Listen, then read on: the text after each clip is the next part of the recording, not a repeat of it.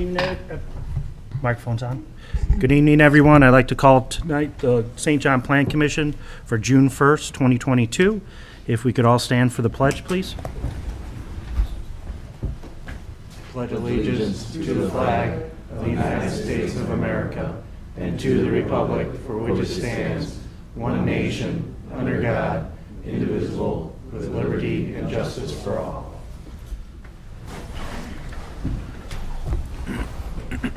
Sergio, if we can get a roll call, please. Bob Burleson. Here. Yolanda Cardona. Here. John Gill. Here. Joe Gomestego.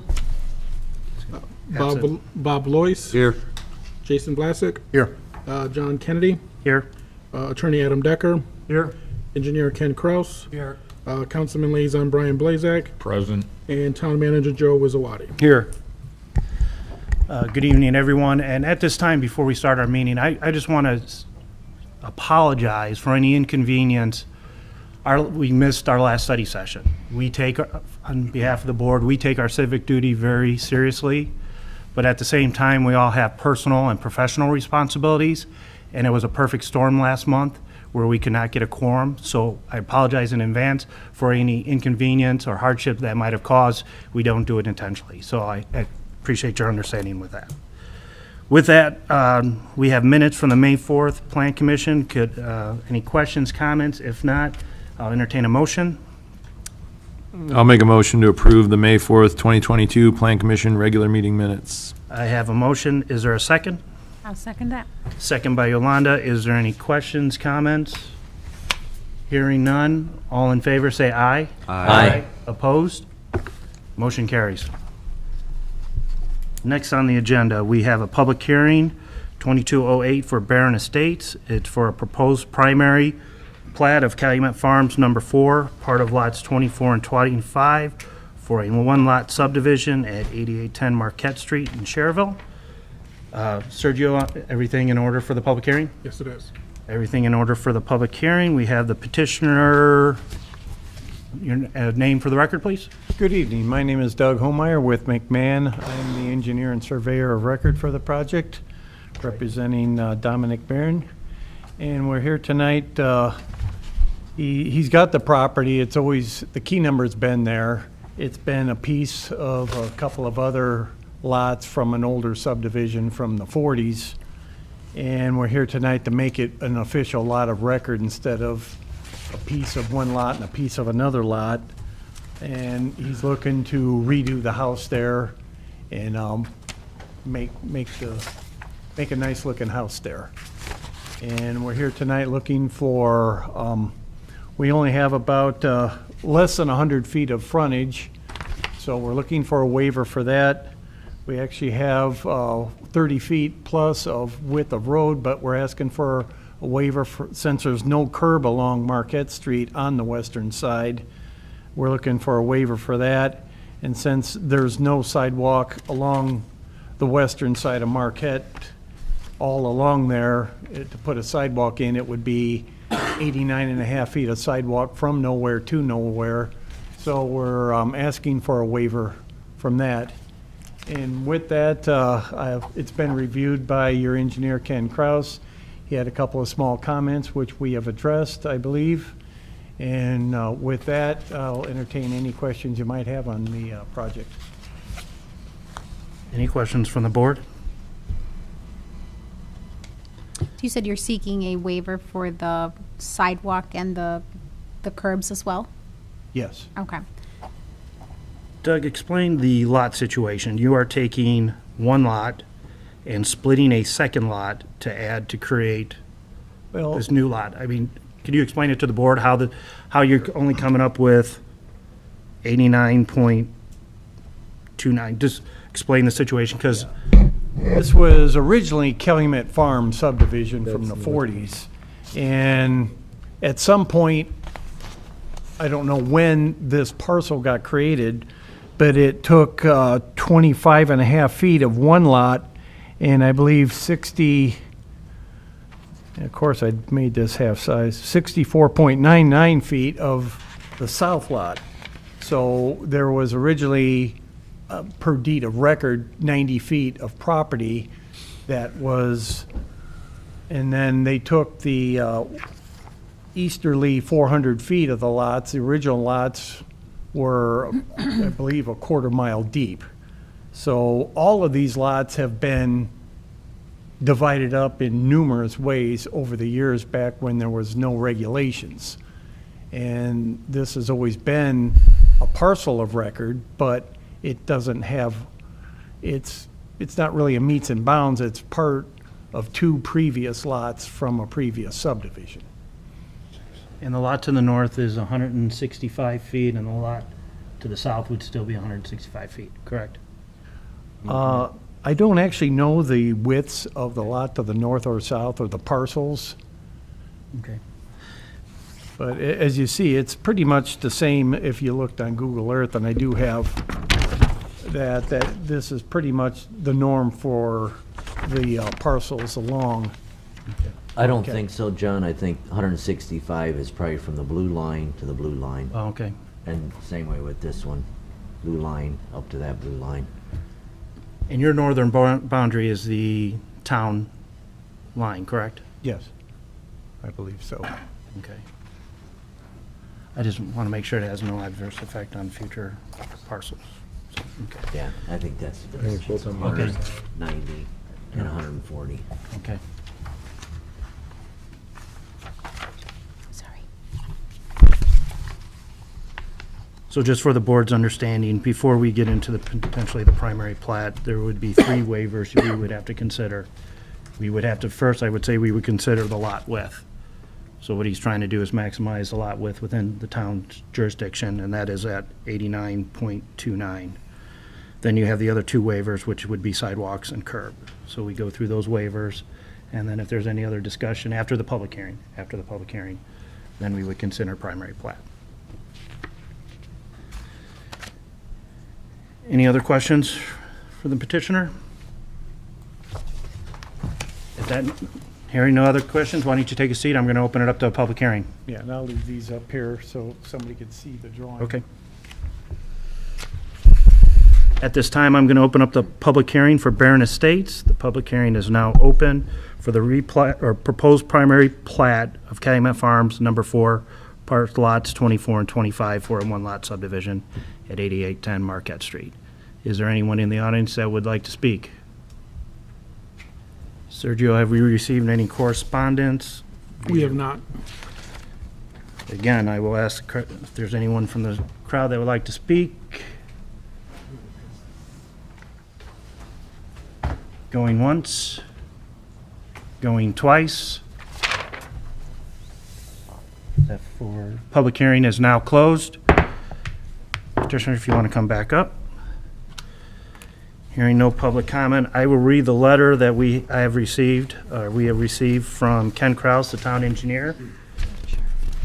Town engineer has reviewed the primary plat for the Reverence project and have the following comments. 1, this subdivision project combines parts of lot 24 and 25 of the Calumet Farm subdivision into one lot. We have reviewed the primary plat and find it to be satisfactory except for the following.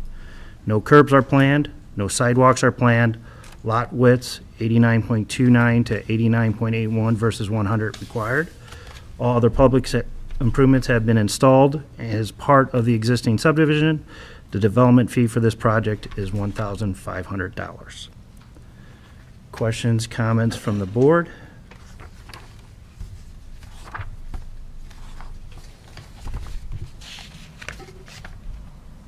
Hearing none, why don't we take the motion on the lot width? Currently, our zoning requires a lot width of 100. Is there a motion to waiver for a lot width of 89.29 to 89.81? Is there a motion to approve that lot width? Want to make a motion to approve lot width of 89.29 to 89.81. We have a motion to approve. Is there a second? I think that's reasonable. I'll second We- Bob's motion. We have a second. Questions, comments? Hearing none. All in favor, say aye. Aye. Opposed? Hearing none, motion for waiver approves, or for lot width, I'm sorry. Next, let's take the no curbs, waiver for no curbs. Now, on the east side, there are curbs, correct? Yes, they are from whatever that subdivision that was installed, but there are no curbs along the western side. That's North Point. I believe you have a ditch line on the other side, correct? Yes, it's shoulder and ditch with culverts. So would it make sense to put curb and then have a ditch and then Make no curb. no curb? Okay. Any other questions or comments from the board? Hearing none, I'll entertain a motion for waiver of curbs. I'll make a motion to waiver the curbs. I have a motion for a curb waiver. Is there a second? I'll Second. Can you give that one to Jason. Jason? All right, Jason. I got a motion and a second. Any discussion? Hearing none. All in favor, say aye. Aye. Opposed? Motion for curb. Next, our infamous sidewalk. Request for the motion just because there's no other sidewalk there. Yeah, there's no sidewalk for numerous lots to the south and none to the north all the way to 85th Avenue. There's none along 85th Avenue, and as you go north on the other side, there's no sidewalks once you get past that platted subdivision either. It'd really be a sidewalk that starts and ends going to nowhere. Understand. Any comments from the board? Is there any elevation hardships on For that side? installation of a sidewalk? Yep. Just Not making that- sure. We have that I been, know of. this board has been very, I don't know how many waivers we have given since this board is instituted. We have put curbs in areas that people probably question, but, not curbs, sidewalks. So I'm just trying to find out if there's an elevation issue. We did that for one waiver. We did it because there wasn't enough room, but, I mean, we're only 200 yards potentially from the next closest sidewalk, so. Discussion, I'm sorry. I- Yeah, if that. I was just going to say, I have a hard time with this one just because historically we, like you said, we've been sort of asking to have these sidewalks put in absent any type of hardship to the extent that one can't be built. And in the absence of that, I have a hard time granting that waiver. Those are just my thoughts. And sir, you make a logical reason that the sidewalk to nowhere, but if we continue this term of sidewalk to nowhere, we will never have sidewalks in this town. So I will entertain a motion. Yeah. You're preaching to the choir. I Okay, mean, no, I'm just, I got to ask because, you know, Right. from a logic standpoint, it makes no sense to put a sidewalk there. We see them all the time in the middle of nowhere, and 30 years later, there sits the sidewalk doing nothing. But, so with that, you know, hopefully we get to the point where people stop asking unless if it's a true hardship. So, all right, with that, I'll entertain a motion. Want to make a motion to deny the waiver for sidewalk I have a across, motion, oh, I'm sorry, Bob. across this said lot. I have a motion to deny. Is there a second? I'll second that. I got a second by Yolanda. Discussion? Hearing none, all in favor to deny the sidewalk waiver, say aye. Aye. Opposed? Motion to deny carries. Next, for our consideration is the proposed primary replat of this lot. Is there any discussion from the board? Comments? If no, I will entertain a motion for the preliminary. And please, if you would do reference a finding of facts, please.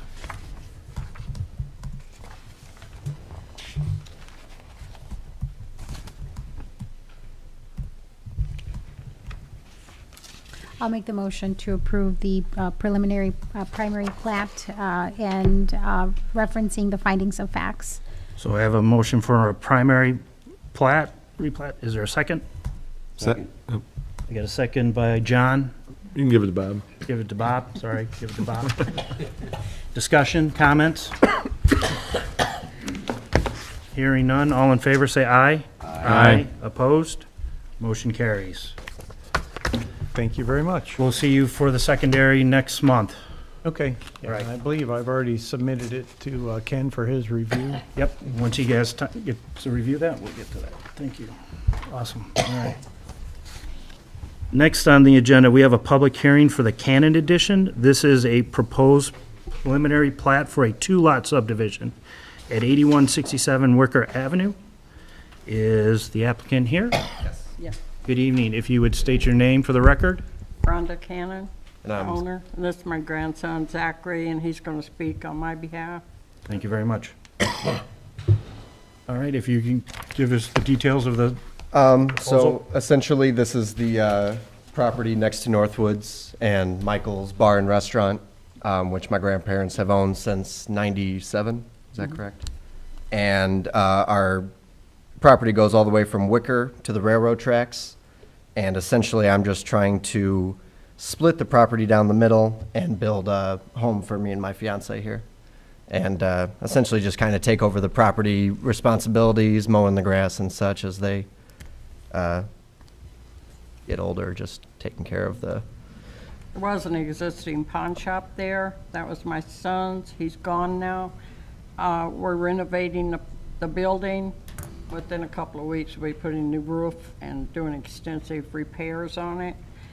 And But yeah, essentially we're just trying to, right there, just kind of split it in half and then place my home right there. somewhere around the, we have to obviously talk with our contractor and all that about where placement is most efficient, but yeah, right behind our shed there. The garage, Yeah, right behind our- the existing garage. Yeah, our pole barn.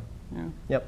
so is there a residential house, is that a residential house? Yes, Yeah. correct. They live in that there, and then, yeah, the, what was the pawn shop is that building that is right, yep, right there is what was the pawn shop. It is no longer a pawn shop, but, Yeah.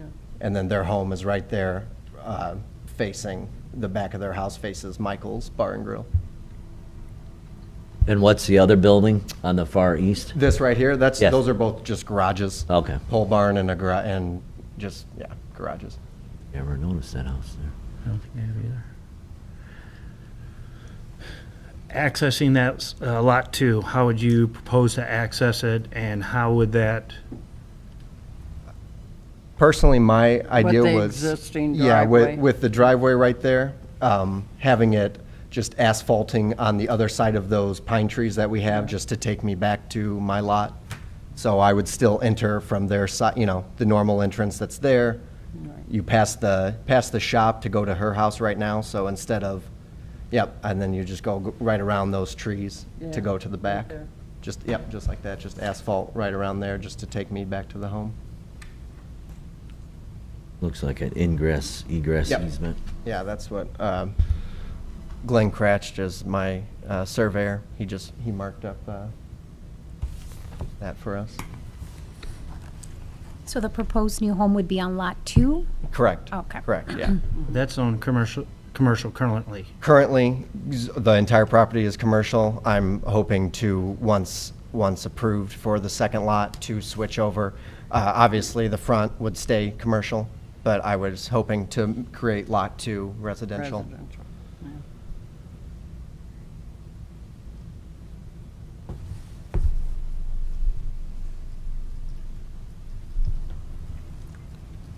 And would that access be a private access, or would that be a public access to that lot two? Well, technically, to go back to her house is, that area technically is private.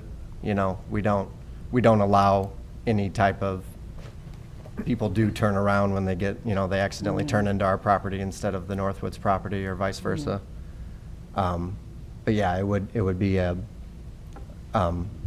Driveway. driveway, but I also, of course, if like a gate or anything like that is needed past the shop to prevent people from coming into her driveway. We've talked about that in the past before, just haven't had the funds to create it. But that's definitely something that I would be interested in, just to keep people from driving back to the house, obviously. Okay. Any further questions for the petitioner before I open up the public hearing? All right, if you want to take a seat, I'm going to open up the public hearing now. Thank you, sir. Thank you. Sergio, we're all good? Yes. All right. I am now going to open up the public hearing for the Cannon Edition. It's a proposed preliminary plat for a two-lot subdivision at 8167 Wicker Avenue. If anyone from the public would like to speak on... Sergio, have we received anything electronically? I don't see anything in our packet. No, we have not. Again, if anyone from the general public would like to speak, if you would, please state your name and address for the record. Yes, I'm Joyce Cook, 8245 Meadow Lane. I'm wondering if you could put a stipulation on there that only that one house can be built, not maybe add a second house at another time. Okay. That's kind of my concern, because there is a lot of land back there. It's very nicely done. It's a lovely property. You know, we're from Golden Pond, and we have our properties that butt up next to it. There's never, ever been a problem, and, you know, we always want to be good neighbors and keep it that way. So I'm thinking if there could be a stipulation where we would allow for that one house, but no more, so that it does not become its own development back there. Right. Thank you.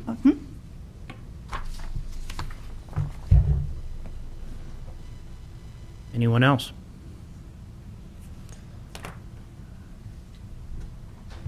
Once, twice. Public hearing is now closed. Sir, and if you want to back up to the podium.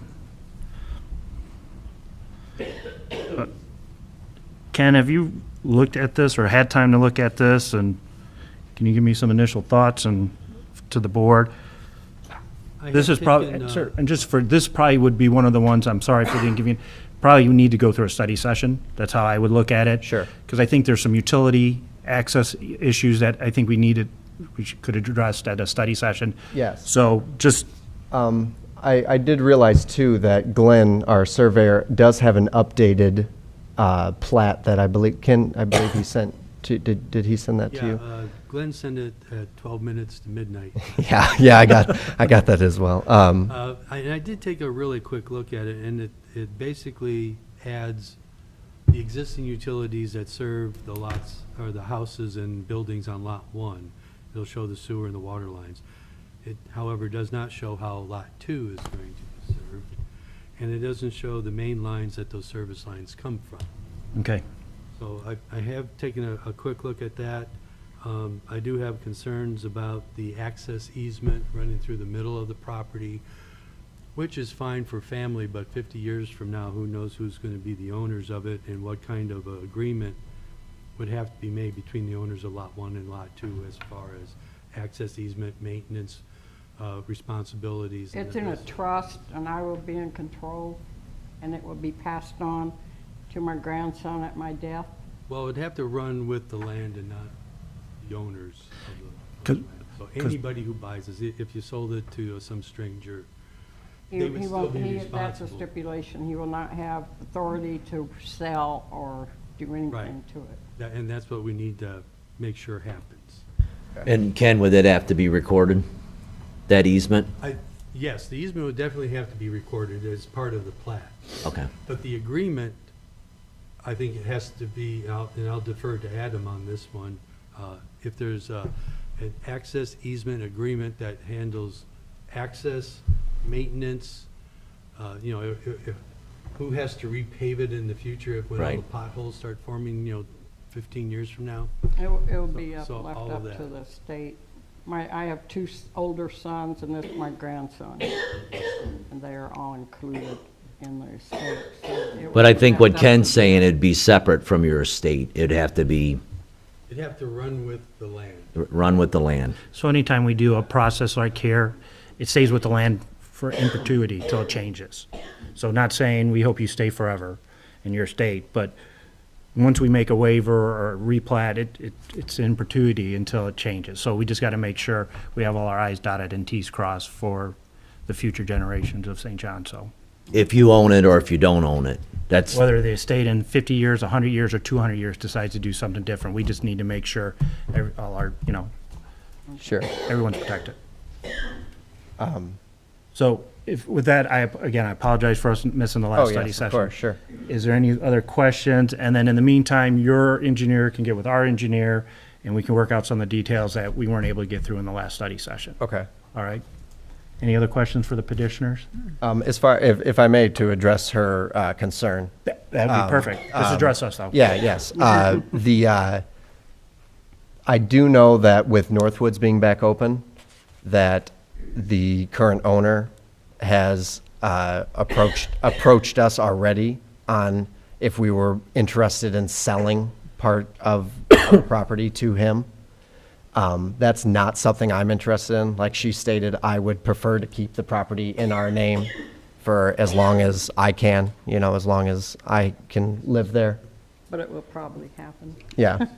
But Eventually. that is something that they have already, since they've reopened, have addressed. And like I said, I prefer just to keep, I agree with her completely. It's a beautiful property, and it's nice to have the, you know, the nature, the wooded area that is there. I would hate to disrupt it. I would hate to create a subdivision and all that. Very good. Well, I appreciate you commenting to her. Yes. Because that helps us understand. Yeah, absolutely. Your thinking. But again, when we make this, it's for the future of the town. I mean, your estate is Sure. your estate, but we just got to make sure it all lines up. Of with- course. Okay. We will see you at the study session, and Before we go, I Sorry. just have a question about waivers. Curb sidewalks again. oh, he has no frontage. Yeah. The Lot 2 doesn't have any frontage, but Lot 1 does. So if we That do was- the replat, he would have to get waivers for that. I didn't catch that. Yeah, and I did want to mention that as well, since Michaels and Northwoods both on both sides of us, to our left and our right, don't have the curbs and the sidewalks. Is that something that we would have to still go ahead, or is that something that we could try to waiver? I could just tell you right now, Coin off of 231 had sidewalks installed because the waiver was denied, even though there was no sidewalks to the north or south. Okay. Unless there is a hardship, whether it's, and I'm only one of the board, Sure. whether it's a hardship be elevation or lack of space, we have been pretty Okay. Pretty consistent. we have been, great term, pretty consistent on, we'd like to see sidewalks. Surely, Like to see surely. sidewalks. As far as curbs go, that is that is the highway, it isn't the town's to put them in, so I would think a waiver on curb would be acceptable in this case. Well, let's have our engineer, work out some of the other details and some of the other concerns about access and to that backside. So Surely. I appreciate you coming. Access and utility service lines. Okay. You can get sewer line. Yeah. Yeah, he shows it on his. Yeah. plan here. Yeah, but the it doesn't transformers. show How Lot 2 is going to be serviced. So if you extend those lines to. Just, Lot okay, so just have Glenn send those to Right. you. Okay, yes, sir. You got it. 2, show that they will have sewer and water. Okay, and just for clarification, then we come back for the study session Please. next month. No, Or- this or month. this In month. 2 weeks. 2 weeks. The 15th. Okay, Study session, and it's just a back and forth between the board and you, the petitioner, just asking questions, trying to resolve some of these Okay. issues so that at future meetings, we can make decisions, but unfortunately, we couldn't have that, so. okay. So All I right. appreciate your time. Absolutely, thank you.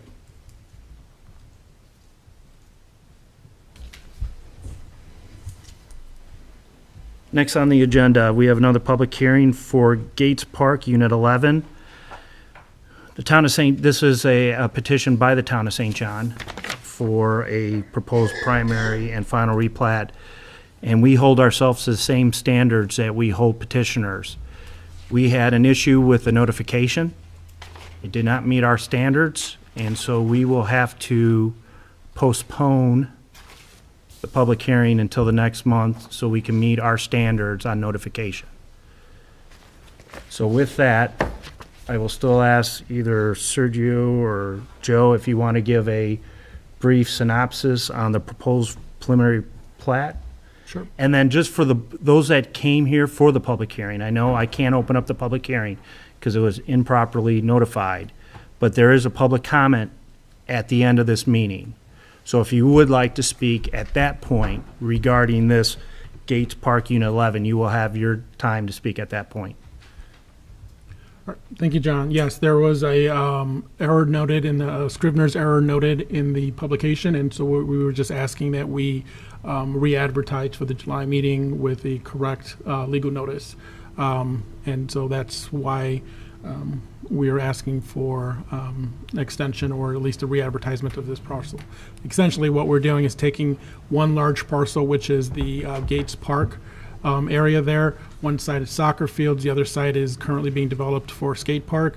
And working with the previous parks director, he's asked that we separate the parcels into two lots, two legal lots of record, assigning them two separate addresses. And essentially, the purpose for that is to help future residents and visitors identify which park is where based on the address. One would have a Park Place address, the other one would have a Klein Avenue address. Also, this will help with emergency services to better differentiate where an incident is occurring, whether it's off the Klein Avenue Park or whether it's off the Park Place Park. So a safety issue. Essentially, yes. Okay. So do you need a deferral from us for the public hearing, or do we just defer it till, what do you need from us to? We'll just re-advertise it, re-notice it. Okay, So, yeah. very good. All right. Any questions from the board regarding what they're proposing? All right, hearing none. We are out of the public hearings and on to old and new business. We have Sublime Estates. Doug, how are you, sir? Good evening. Doug Reddick with DVG. Mike Granissi is here as well, the developer of Sublime Estates, if you have any specific questions for him. But we are here tonight seeking final plat approval.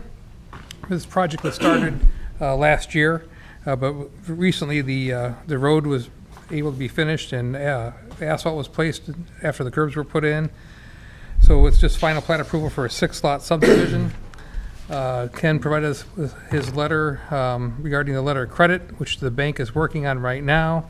So we're seeking final plat approval. We didn't bring Mylars yet. I have one thing to discuss about the Mylars before we print those. Obviously, we need the letter of credit. But the thing that we want to talk about tonight as well is the building line. So this is a R1 subdivision. Typically, building lines are 40 foot, and that's how we drew it. That's how we presented it at the preliminary plat stage. But Mike was asking about possibly reducing that, and I said, well, they do have a floating building line, which you guys are aware of, and that usually kicks in if you have trees or topography or issues that can make a difference. And in this case, we kind of do. I kind of overlooked it before, but we do have floodplain on lots 1, 2, 3, and 4, as well as wetlands. The lots are big, but the easement takes up a lot of the property in the back. And I think Mike is just looking to build some bigger houses here, and having some flexibility to go between that 25 and 40 foot setback would help him out. So if you feel that would be something we could do before we print the Mylars, we would just simply change it to a floating building line from 25 to 40 feet, if it was in your desires to do so. Other than that, we just here for final plat approval. So do you need it for all 6 lots, or do you just need it for 1 through 5? Technically, Mike, 1 through 4? Have it for all 6, just because the house is larger than I thought it might be. Okay. If you can't hear him, he's saying. Thank you, Doug. Mike's saying he would prefer it for all 6, just to keep it consistent. Okay. It's very possible the other ones will be 40 foot back, but he is looking at some bigger homes, and he just wants that flexibility. Okay. Any other questions, comments? So the minimum 25 is our minimum, right? 25, so anywhere from 25 to 40. And what's shown on here is 40, so it'll just be, we'll add another line, and it doesn't mean a whole lot, but it may help us out on a couple of these lots. Don't want to put you on the hot seat, John. What do you think? No, I agree. I think the floating building line is great for lots with topography issues or floodplain issues like that, and it's worked very well in the preserves. That's one of the more recent ones that has it, and they try to usually hit 30 foot, but unless something pushes up to 25. But I mean, it works out well, especially for grading and stuff like that, where you're trying to meet points at the property lines and stuff like that, and shoving a house back or pulling one up kind of really helps out for the overall grading at the end of the product. Great, okay. Any other questions? Hearing none, I will read Kent's letter. This is Sublime Estates secondary plat. Since the previous review letter was written April 29, 2022, the street curb and asphalt pavement has been installed for this project.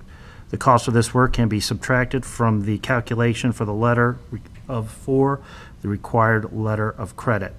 There are still some public improvements that are not complete. A letter of credit should be submitted to the town in the amount of $38,005 to ensure the improvements will be installed, or a surety bond or other method of ensuring the completion of this work is submitted. It should be in the amount of $44,515. So this, I think I read the secondary letter at the last meeting, but it was deferred because they wanted to do some additional improvements to reduce their line of credit. And the letter of credit amount was considerably higher because the asphalt wasn't in, so. So at this time, let's, I think the proper would be to grant a waiver, if it's the pleasure of the board, for a floating building line. Is there any comments regarding the floating building line? If not, I will entertain a motion for a waiver. I'll make a motion to give Sublime Estates a waiver to allow them to put a floating 25 to 40-foot building line on their Mylars for the final plat. I have a motion. Is there a second? Second. I got a second by Bob. Discussion? Hearing none, all in favor say aye. Aye. Opposed? Waiver is approved. Then we have I need a motion for final plat approval.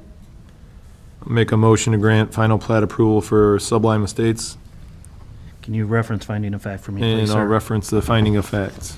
And so I have a motion to approve secondary plat. Is there a referencing finding of fact? Is there a second? Second. I have a second by Jason. Comments, discussion? Hearing none, all in favor say aye. Aye. Opposed? Now, can I also get a are you doing a surety bond or a line of credit? We make a motion to the town to, Letter of credit. can I get a motion for the town to accept a letter of credit in the amount of $38,005? I'm going to make a motion for letter of credit to, for $38,005. I have a recommendation for the town to accept a letter of credit in the amount of $38,005. Is there a second? Second. I have a second. Discussion? Hearing none, all in favor say aye. Aye. Opposed? Motion carries. Thank you very much. We'll bring in Mylars and the letter of credit probably in next week, Sergio. I appreciate your time. Thank you, very Doug. much.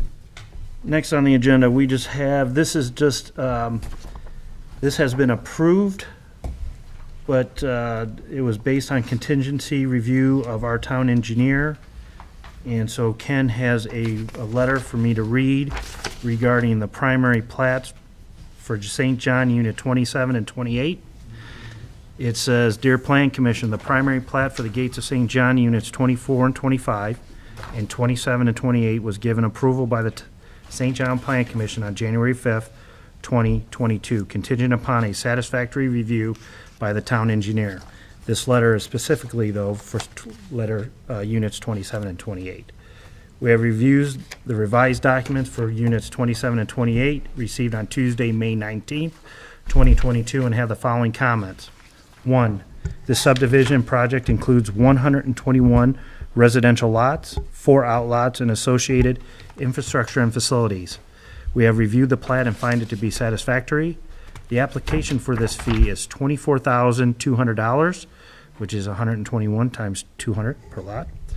The SWIP, or Stormwater Pollution Prevention Plan, has not been reviewed at this time. The fee for this review will be determined at the time for review. So that letter was just read into the record.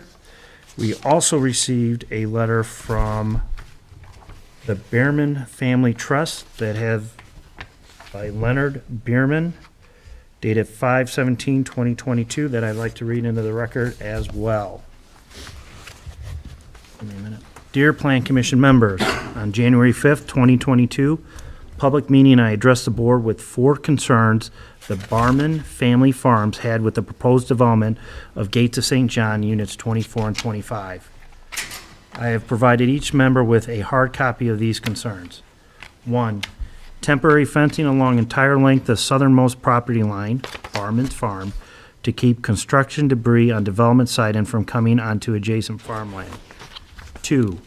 Permanent 6-foot privacy fencing along entire length of southernmost property line, Barman Farm, to keep pedestrian motorized trespassers out and debris from coming into adjacent farmland. Note, the NIPSCO utility right-of-way must be fenced. We own that property and access is limited to NIPSCO only via their access easement. 3. Guarantee water drainage through the current field tiles installed by Department of Ag, 1959, from the Barman Farm, which drains north into Beaver Dam Ditch Lateral 11 via tile outlet into ditch at 101st Street. These are recorded easement for the drain tile obtained by Department of Ag, for our water must be carried through. 4. Notification to new purchasing homeowners that the adjacent property, Barman Farm, will have livestock on property in the future, and purchasers are aware and accept livestock land use when purchasing adjacent property. I've referenced a note referencing Indiana Code 32-30-6 9B be added to the HOA documentation stating agricultural use to the land to the south. See Indiana Rights to Farm Act. We are looking to avoid anyone attempting to challenge use of our property. I'm following up with you to determine if you have taken any actions to these requests. Has LBL Development been given these requests? If so, has LBL responded? The Gates has currently built housing out around our 20-acre parcel on northwest corner of Route 231 and Klein Avenue. We incur costs collecting construction and residential trash every season before the fields can be worked.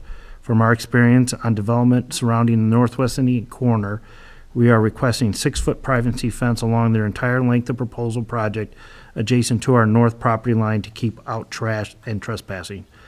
Please let me know before the final approval decision is made regarding the units 24 and 25, plat of Gates of St. John subdivision. What acts, if any, you are planning to take to address our requests as adjacent property owners. Thank you for your consideration. I think that is the same letter. Sergio, has this been given to LBL? Could we share this letter with them? Or? Yeah, I think we may have. I have to double check the emails and confirm that it was. Okay. Any questions or comments from the board? No. All right.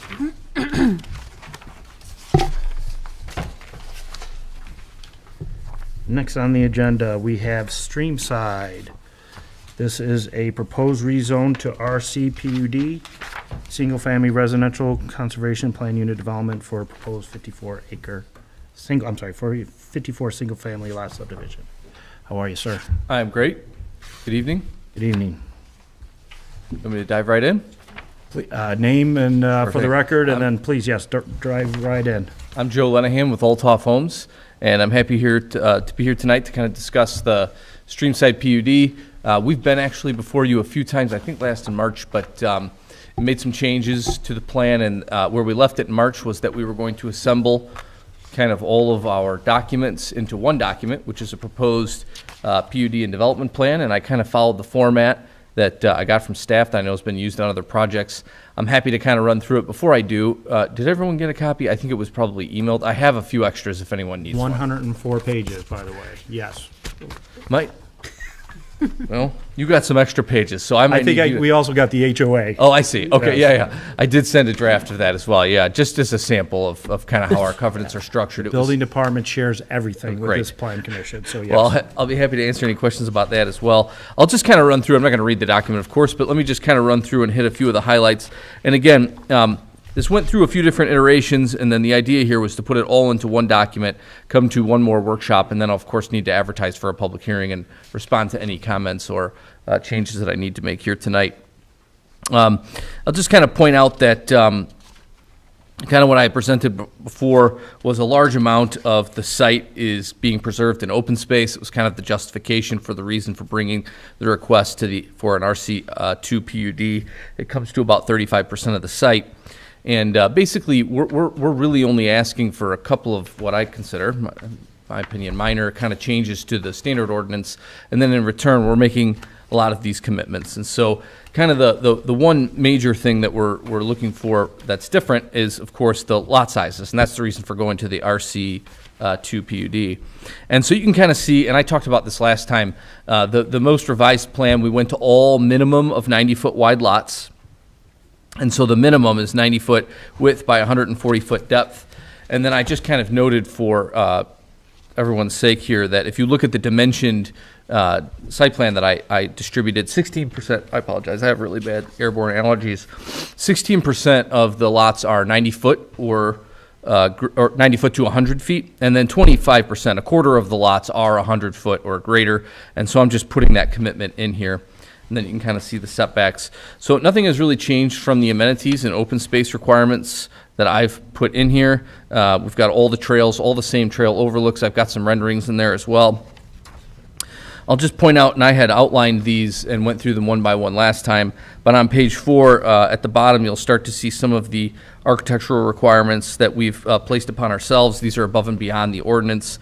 Just things like that will have garage door windows, decorative trim and things like that on the windows to dress those up. Minimum amounts of masonry. We have no vinyl siding in this particular community that we would be going to, all fiber cement. I had brought samples of that last time. Some of you had a chance to take a look at that.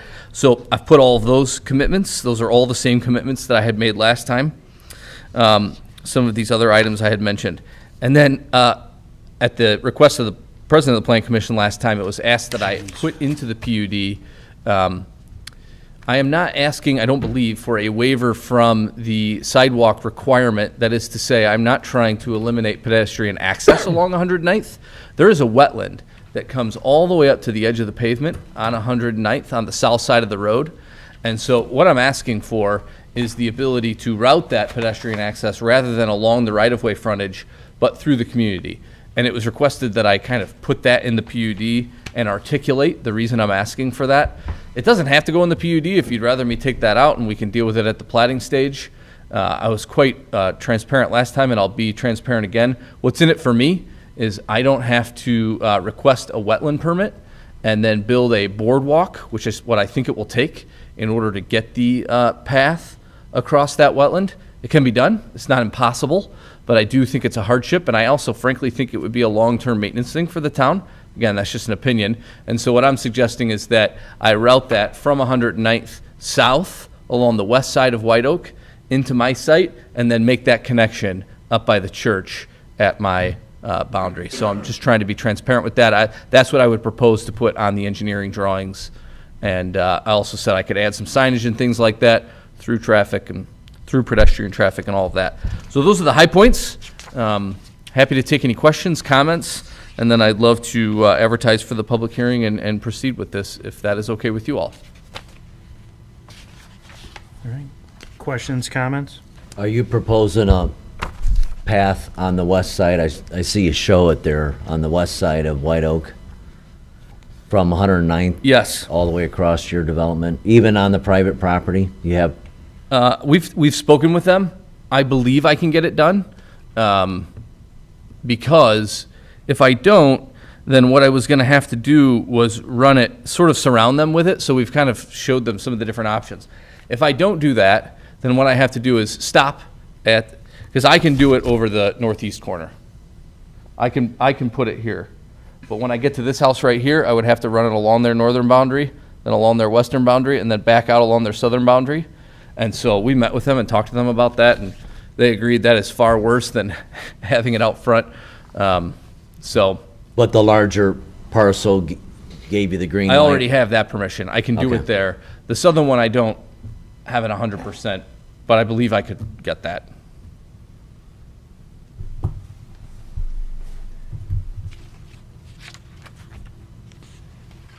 Joe, I started to read your much more detailed PUD, and I appreciate that information.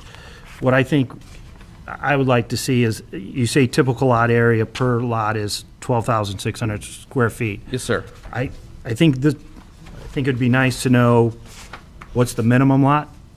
What are those sizes to, because an R2 is 1,500. So you're saying a typical area is 12,600. So It's actually minimum. That's a bad word on my part there. so Yep. minimum is 12,600. Yeah, it Okay. would be, there are no lots that are smaller than 90 by 140, and let me just verify that I have my math right. Okay. That's good to know. Yeah. And then when you say 16% of the lots are 90 to the 100 and 25 of the lots are 100 or greater, I Those just are don't understand independent. how that math works Those out. are independent from one another. So, yeah, so if I look at the site plan, I just was trying to outline how many of them are above the minimum Okay. on width. So if I turn to Exhibit C, which is the dimension site plan, any lot that is greater than 90.00 feet and less than 100.00 feet is in that 16 number. There are 16 lots that are between 90 and 100 feet. And then there are another, on top of that, 25% that are 100 feet.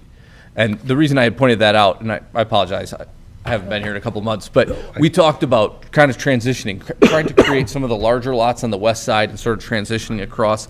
And so I was able to make some of those bigger. I made all the corner lots bigger because they have the bigger side yard setback. At the last meeting, we talked about, is there ample lot width for 3-car garages? There's more than enough. John commented on that, and so that was the reason for that distinction that I was making. Now, my big, it looks like and another thing would be nice to have is, besides the lot, what other variances or what other standards you're not meeting? Like your building sizes, looks like they meet all our standards. They do. So that's good. So anything outside, the square foot, I would like to see on a list saying, okay, this is what's different than your codes. I think it's required as part of our PUD, is to have that listed of what is different than our current variances. The other thing I read is that, oh man, I'm going to mess this up, that 80% of the front of the house is going to be brick. I'm getting to the point now with these PUDs because, I've gotten much smarter, and it takes a lot for me to get smarter, but I'm getting to the point now where 30% of 80 gets me pretty confused.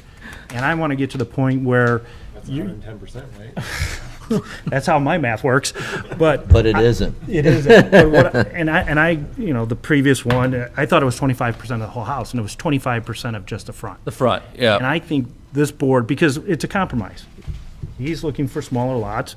I think, if that is a compromise, I would like to see a higher value home. I would like to start seeing 25% of the whole house brick. And no vinyl siding, LP the rest of the way. Now, I understand, I don't want to take anyone's ability to have their own dream home, whether it's a shaker type of home, but then let's just figure out how we wrap the siding I think we need to get more into the weeds before we get to that my personal opinion, more into the weeds and start, because I think we should have done it with the last one, and that's on me, but this one, I think you're asking for smaller lots, and we're looking only at the width, and now the depth is, smaller. It's 10 feet, yep. Yep. I believe the only differences are the width and the depth. I believe that is the only difference. And then, as we talked about last time, the sidewalk. I believe that's a subdivision control thing, not a zoning thing, but in any event, I'm trying to tell you. Yep. I don't want to tell anybody if they need a 3-car garage, but I would love to see 3-car garages if we're reducing the depth of the lot, because now you're reducing the backyard and rear yard easements and storage sheds if they want a storage shed, so now that shed's closer to the next door neighbor. So I just think we need to get more into the weeds on this and make sure we're all comfortable as we proceed, and just keep on raising the level of standard. I don't think we're a month away from a hearing. That's what I guess. I'd like to get Sergio and maybe a team of his to start going through this, and maybe just getting really down into the weeds, making sure we know all the variance differences and where we feel comfortable if we're going to go with a PUD on this. And I'm sorry, you're not going to be the first, and you won't be the last. We're going to go through this process. Okay. So I'll confirm with staff that the only two variances are the width and depth by 10 feet. I'll confirm that. That there's no other Yep. variance. And then I'll put a list together, and I'll Yeah. put those two things on there. I'll put the We'll need to see what trail your- in lieu of the sidewalk. Sorry, go ahead. I'm sorry, John. No, it's okay. That's okay. We need to see lighting plan are you gonna require coach lighting? I think, Okay. because we're getting to the point now, I think these PUDs are all having the same, you know, two-car garage, no tries and buys. I don't think we allow those in the town anyways. But I just think I know this is, you know, we gotta make sure this PUD, R2 PUD meets our standards, that if you didn't have these wetlands issue, it doesn't meet you know, you're not exceeding the density you would have if this was just all, you know, grade A farmland. So I just want to make sure we're meeting all those standards, what standards we're not meeting, and then just try to raise the bar for the town of St. John. I think that's all we're trying to do. Okay. I will do that. Any other questions? Only thing, two things I'd like to see with the Old Toff home, and is no wide white trim around windows and wherever else Old Toff homes put their wide white trim. And second is blank walls without windows. You know, whole east wall, a whole north wall, or south wall with no windows. I think they, you know, unless it's a garage, then maybe you don't need to put a window, but Sure. I've noticed a lot of Old Toff homes, they're just one huge blank wall with no windows on it. Why? You know, why would they not have a window or windows? Sure, I can commit to a minimum number of windows. I'll have that for you next time. Yep. The white trim thing, I'll talk to them about it and consider it. I'll tell you, that came from a meeting like this where it was required of us. Somebody asked, hey, we'd really like to see some trim, so that's why we actually started doing that. Okay. Some people view that as an upgrade. I'm not saying you have to view it as an upgrade. I'm just saying, you know, there's lots of different tastes out there. That's where you get lots of different elevations and styles and things like that, so. But I will bring both. I don't know back how to you. the other board members feel about that, but I brought it up before when this first time Okay. That this was presented, this subdivision. Okay, white trims, I got it. Can you put that in with the monotony clause that I noticed you put in there? The trims. Yeah. Sure, anything can be done, yep. Rolling through like Walden Clearing, every home, one after another, has got the exact same bobs relating to window trim, and it's just too monotonous, on and on. And when we met with Todd, we mentioned it to him. He said they were gonna work on it. Okay, I will do that. So some of the you'd like some of the homes, because that trim actually came from Walden Clearing, frankly. It was a thing that the board. No, I Yep. understand, Yep. but I'm just saying, we mentioned to him the fact that it was just monotonous. Okay. And Bob mentioned Yeah. house after. That's a good word, monotonous. Well, and I noticed when I was looking at here, we talked about monotony, and Todd said, I said about the color. I said, what did you notice about your Walden Clearing subdivision? And he said, you know, it's kind of all the same color. I go, gotta change. Sure, I was there for that meeting, and so no, it's okay, it's great.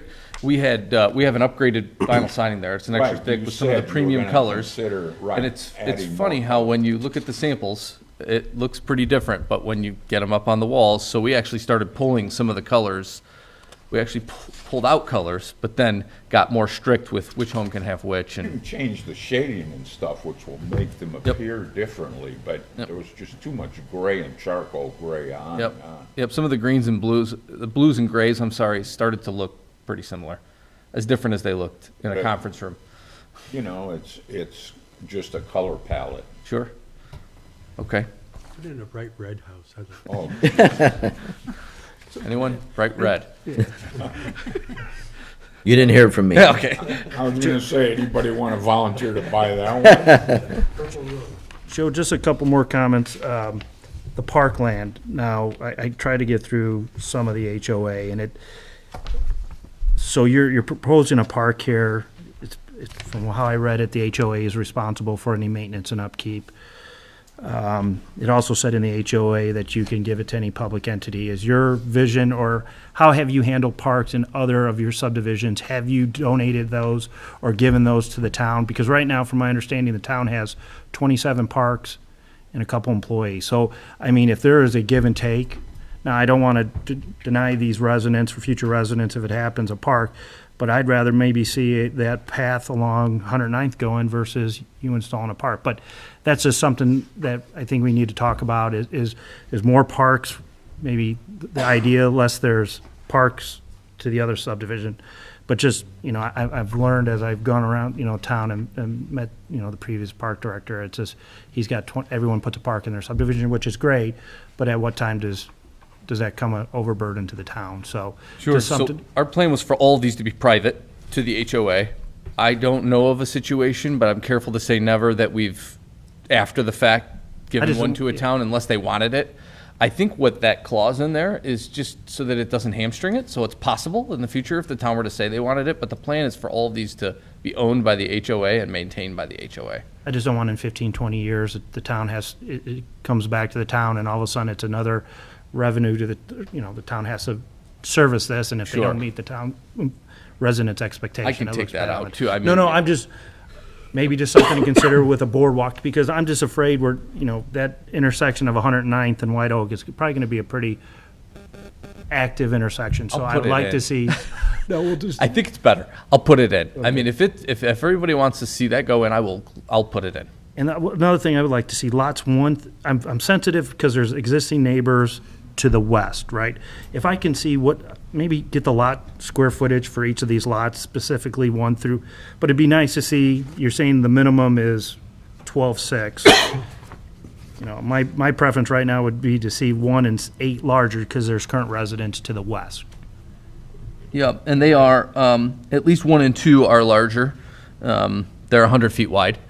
And, What's the depth? yeah, But I'm I more think worried about that- the depth yep. there. So I don't know the exact depth, but I think it's right around 140. I think they're pretty close to the 140-foot depth. And I Maybe understand just a this is little. all, I understand this is all schematic, because, as you design it, road shifts, Yeah. feet here and there, so just if there's any consideration to that side, so, but just something for the board to consider. Yep. Yeah, we got, lighting plan, if there's gonna be any signage, we'll need to see all that kind I of was good stuff. planning on following the town's subdivision control ordinance for lighting, and you're saying you'd like a different option? No, I just wanna know if the only 2 variants that you're going Okay. away through on this R2 CPUD is, that's good to know. Okay.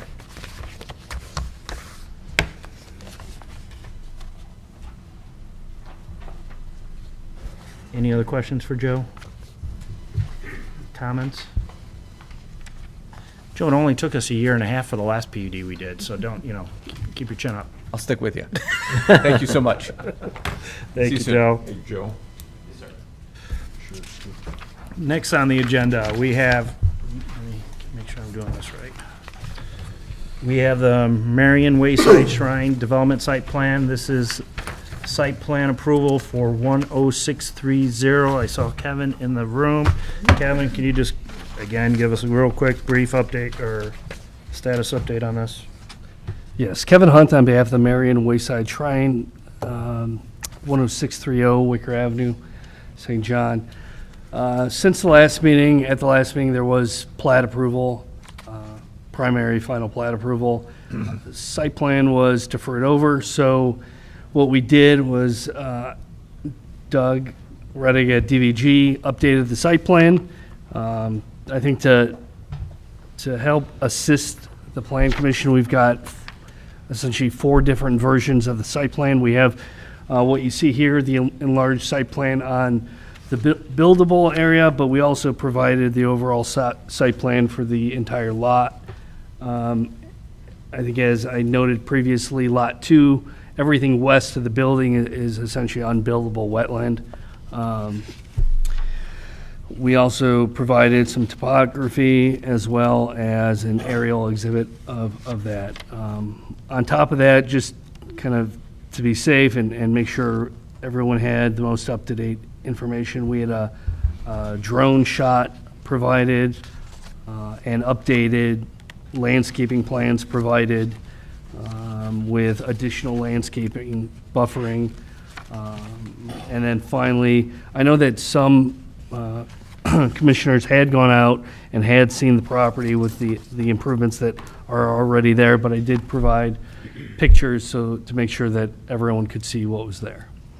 So we have made quite a few updates. I think everything that needed to be in the site plan is there. I know I sent everything along. I did see that we did get a letter back from the town engineer. I think from what I heard back from the staff, there wasn't anything else they needed from that site plan checklist, but I am here to answer any additional questions that anyone may have about the development. Kevin, thank you, sir. Any questions? If not, let me read the site plan. We did get a letter from Ken. Dear Planning Commission, we have reviewed the site plan for the reference project and have the following comments. 1, we have reviewed the site plan and ancillary documents and find them to be satisfactory. There are no new parking lots planned for this project. The site plan review fee for this project is $1,500, and I got a note, it was paid $531. If you have any questions, please contact this office, Ken Kraus. So, and if I could add one other thing, at the last meeting, we were told that if there is site plan approval, it would likely be contingent upon some sort of certification from the architect that the work that was previously done was done up to code. So I did have our architect reach out to Inspector Gill, and they have started those conversations. you read my mind. So, Because I knew John had a contingency if we would forward. so I knew I forgot one thing, and that was it. We did start that process. No, that's, Kevin, thank you very much. No, because I remember after reading the minutes that you had, that the architect signs off. Can you repeat what you're? Yeah, basically he just signs off on the stuff that we weren't able to witness and inspect to say that it was put in per the plans. Because that way when we take over, like, the first inspection we'll probably do is a rough framing. So we're looking at the walls that were framed in wood and they're sitting on concrete, but we never really got eyes on the concrete being as it was poured without Gotcha. inspection. So that way it'll kind of say everything under what we're inspecting and that was done previously is adequate to hold the weight of the walls and such. Okay. And there are photographs that will be provided as well that at least provides some visual evidence of what was done. So does the architect provide us a letter stating that and stamp it? Yeah, usually he'll do that and stamp it and then that kind of. Puts him on the hook. Got him. Yep. Okay. No, no, I mean, it's great John thought about that, so, okay. So we have a letter from Ken saying the site development plan is satisfactory. I will entertain a motion. I would just request that consider John's contingency, and if there's any other contingencies that. And I spoke to the architect today, and he told me that his ETA of the document would be middle of next week, so. Well, that brings up a question that I have. Should this contingency be upon approval, receipt of that letter? I mean, I think we can go ahead and do this, and we'll just say, because, I mean, really, I just want the letter by the time we go out there to inspect something. Okay. And I don't think within 7 days they're going to be ready for an inspection once they start working. Okay. If you could have your architect try to get it to John by next week sometime, that would be appreciative. He noted today he would, and I do think that it's still, regardless of any approvals here, it's still part of the permitting process. Okay. All right. I'll make a motion to grant site plan approval to Marion Wayside Shrine and to make sure that the sidewalks on Lot 2 get installed. I'd put a contingency on it that the sidewalks on Lot 2 be installed prior to the final inspection and the certificate of occupancy being issued for the Guadalupe building. And also, prior to us issuing the permit, they shall pay a $2,500 fine for beginning construction without a permit as called out by ordinance 1719.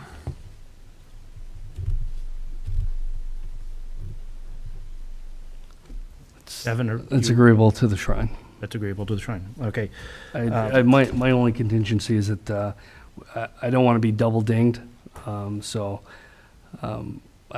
Whatever fine that the Plan Commission would issue would not be in addition to something that the town issues as well. So, Well, this fine isn't from the plan commission, this is from the building department. Correct, it's from the town, yeah. so, So it's not from us. Okay. It is just contingent on your site plan approval, so it's, well, I guess, well, the fine is being installed by the building department, right? Bill, yeah. Okay.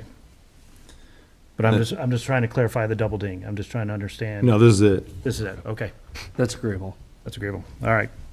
So, can you also reference finding of facts? I'm sorry, John. And I'll reference the finding of facts with my motion. So this is clarified. John, I'll do the best I can. We have a motion to approve site plan referencing the finding of fact with the contingencies of architectural letter, sidewalks in Lot 2 being installed. What was it, prior to? Prior to occupancy of the Prior to Guadalupe occupancy. Center. The fee. And you had one other, am I missing something? The fine. The fine. Sidewalk, fine, Letter. letter. All right, with those three contingencies. I got a motion. Is there a second? Second. I have a second by Bob. Discussion, comments? Hearing none, all in favor say aye. Aye. Opposed? You are good. Thank you, sir. Thank you. Thank you for Appreciate your- everyone's time. Thank you. All right, we have the preserves, proposed final plat for 69 single-family lots and 2 outlots at White Oak. Mr. Slager, how are you, sir? Good evening, Jack Slager with Schilling Development, representing the Preserve. We're here tonight requesting final plat approval for the Preserve Phase 6, which is 69 single-family lots. This is kind of in the middle of the development, tying together phases 1 and 5, just 2 streets, a mix of 80, 90, and 100-foot lots. And I believe you will have a letter from Ken Kraus. Also, we paid the fee today. The development fee was paid today, and we will be providing a letter of credit for the unfinished improvements. We just got the dollar amount from Ken yesterday on that, so the bank said they would have the letter of credit available by the end of this week. So they actually paved the streets today, but it was a little too late to get that in time. So we'll be providing a letter of credit for the unfinished improvements. As Jack says, I do have a letter. Dear Plan Commission, we have reviewed the, I'm sorry, Jack, were you done? Yep. I apologize. We have reviewed the secondary plat for the reference project and have the following comments. This subdivision includes 69 lots, 2 outlots, and associated facilities on a total of 26.99 acres. We have reviewed the plat and find it to be satisfactory. The development fee is $34,697.56 and is based on 2% of construction costs, and it was paid 6/1. The public improvements are not complete. A letter of credit should be submitted to the town in the amount of $447,918.90 to ensure the improvements will be installed. If you have any questions, please call. Yours truly, Ken Kraus. You have Ken's letter. This is secondary plat. I'll entertain a motion.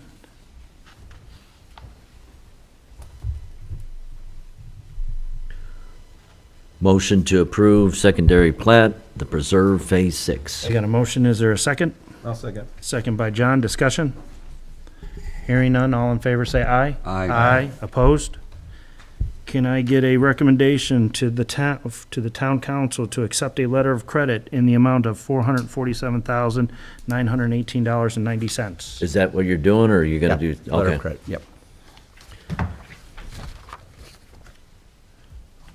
Make a recommendation to the town council for letter of credit of $447,918.90. I got a motion to accept. Is there a second? Second? Got a second from Bob. Discussion? All in favor? Aye. Opposed? Motion carries. Thank you very much. Thank you.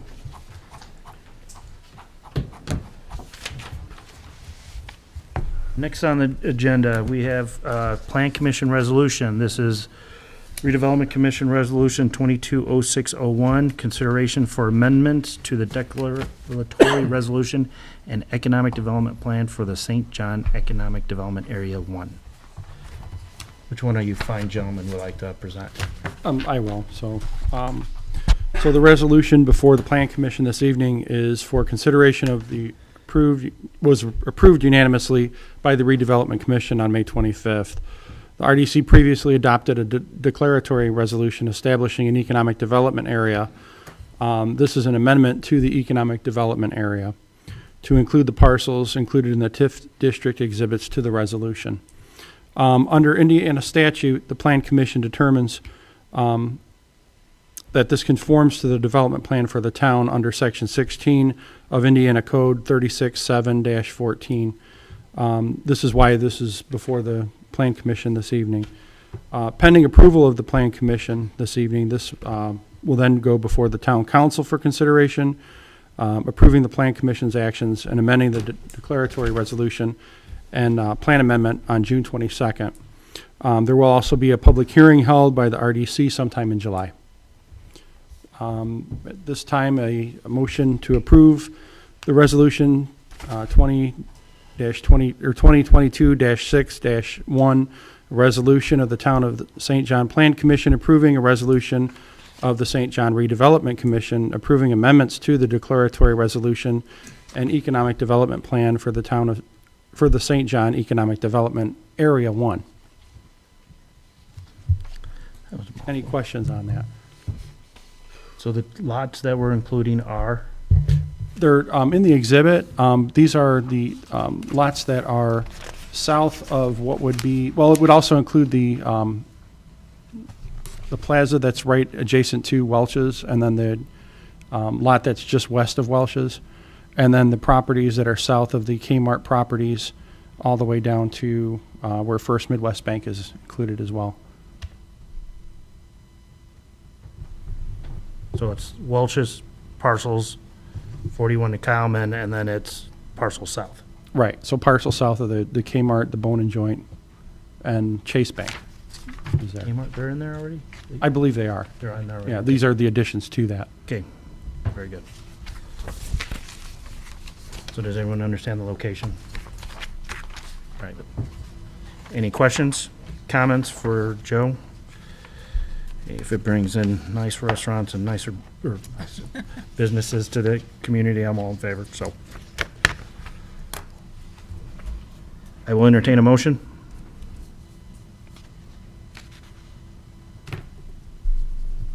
Make a motion to approve Resolution 2022-06-01. I have a motion to approve. Is there a second? I'll second. And you got Bob. Going with Bob. Bob seconded it. Discussion? Comments? Gotta be a little quicker. Hearing none, all in favor say aye. Aye. Opposed? Motion carries. Public hearing announcements. Oh, they're coming back. St. John Commons, proposed preliminary plat at 10201 Calumet Avenue will be scheduled for the first Wednesday in July. So public hearing for proposed preliminary plat. We should just keep on deferring that one, just to keep them here for you. Another year. Another year, yeah. Oh, sorry, Doug. Just, that was, I'm kidding, so. All right, public comment. At this time, again, if anybody wants to speak about what we had proposed to do, Grant Park Scene 11, you got an opportunity now. But again, public comment, first name on the list, I got a Kevin McNamara. Kevin, if you would, just your name and address for the record, please. Certainly. Commissioners, Kevin McNamara. My address is 10806 Ontario Street here in St. John. That's on the corner of 108th and Ontario, which is right behind what many longtime St. John residents know was Dick's Restaurant. Yeah. We're just a small residential community, half a dozen homes or so, that previously had a buffer of buildings and land between us and 41. And of course, now with the removal of the buildings and land, our front window now faces directly out over that space to 41. And I was reviewing the local ordinances, particularly Chapter 24 of Article 12 and Sections 516, 519, which appear to be applicable to our situation in terms of landscaping and screening requirements. I fully acknowledge that I have not come to any of the prior meetings, so if these matters were addressed, with the developers of, and the owners of those lots previously. I'm not here to, well, like I said, I fully acknowledge my ignorance on that point, but I would like to ask the planning commission that if they have not reviewed that and the town engineers, to address that with the property owners, so that our quiet residential community could once again be a quiet residential community and not have all the noise and light pollution that we now encounter. So that's my public comment. So is the screening that you're looking for on Dick's property, where Dick's was? Yeah, previously, when the restaurant was there, there was a tree line that went right along the east side of Ontario Street. Now, Ontario Street is raised somewhat from the level where the parking lot was. That retaining wall had been collapsing for years, but there was at least a tree line further south from our residence were two other residential properties which were immediately west of some commercial properties. A vape shop was there. It was previously a nutrition store. So, and again, with the removal of all those trees, all the buildings, and like I said, now our front window looks straight out onto 41, and we'd rather that not be the case. And it does seem like the local ordinance provides for landscaping screening between properties of let's see if I can Commercial get to the- residential. Yeah, different land use, being that they were previously commercial. I haven't received any formal notice from the zoning board such that I would have any expectation that the use has changed. So I'm assuming that they are consistently different land use and consequently would fall under the requirements of the local ordinance. Okay. Sergio, any? The only permits issued for this site that you see on your screen here is for the demolition of the structures. That's what occurred. But it seems that as part of this demolition, the tree line that the resident is referring to has been removed as well. So, okay, There has been no zone change and no proposed development. so that tree buffer potentially should have had to stay up. Probably, I Okay. would say so. Thank you, sir. Okay. Thank you for the notification, sir.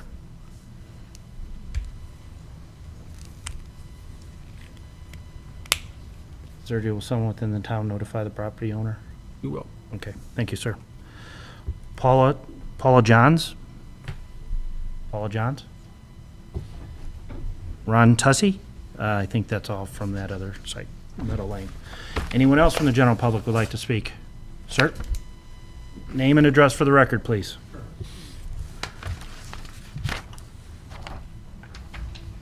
Tom Adamak, 9401 Chestnut Cove, St. John. I just have a question, and I don't know if anybody can answer it. I live in the Gates, and on Park Place, they're going to build the new row houses. And I see in all your meetings that if you're on a corner, you have setbacks. Well, there's a brick wall that looks like it's the foundation for the row houses there. That's nowhere near 20 or 30 feet from Park Place or the roundabout. So if you're coming west, where Park Place, the roundabout just by Park Place, the nursing home, you cannot see to the north cars coming from the north. Has anybody seen that at that wall that they put up there? Is that the foundation that they're putting up? Sir, unfortunately, I can't answer that. We would hopefully have someone from the town get back to you, or if you can call someone from the town, we could try to address that. But didn't they have to come to the planning board? They did. And Was that approved? I mean, I see you on all the, when I watch you on YouTube, when I'm at home, and everybody on a corner lot, you gotta have so many feet setback so that the visual, so people can see. That wall is not far enough back. So I don't know if that's the beginning of the row houses that they're building. Has anybody even seen it? Yeah, if that's the tarred concrete wall, that is the foundation of the row home. Okay, is that code or within That's what was approved on the site plan that they presented. It's totally unsafe. If you're gonna come out, and that's the only way you can come out of those 117 row houses they're putting, and you can't see to the north, and you're coming out into a roundabout, you guys did a bad job. So, sir, you're talking about coming off of 107th, correct? Westbound, Yes, and you're turning north, yes, okay? And you're saying a line of sight issue is if you're turning north, yes. okay? If you're going north And from then- 107th, you would be yielding to the people already in the roundabout flow. Yeah, so you would be looking to the south. You would be looking to the south at that. But if the one on the north side, the wall is up, and the one on the left side, you're gonna have the problem from both sides.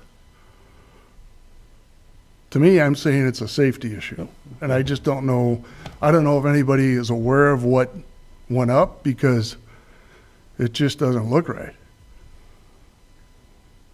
So yeah, the concrete wall you see is the northern lot on Violet Way, all those units there. Are you talking lot 3013? Right here, sorry. Yeah, 3013 up through, This is Park Place. Yeah. yep. This is the street. You got this here, the wall comes here. There's no way you'll be able to see going Yeah. that way. But you don't need to see north Once you 'cause approach the that, you're traffic's coming from looking, the you're south. looking to the left before you pull into that roundabout. But you're gonna have, Sir- that same wall on this side. Sir, I apologize.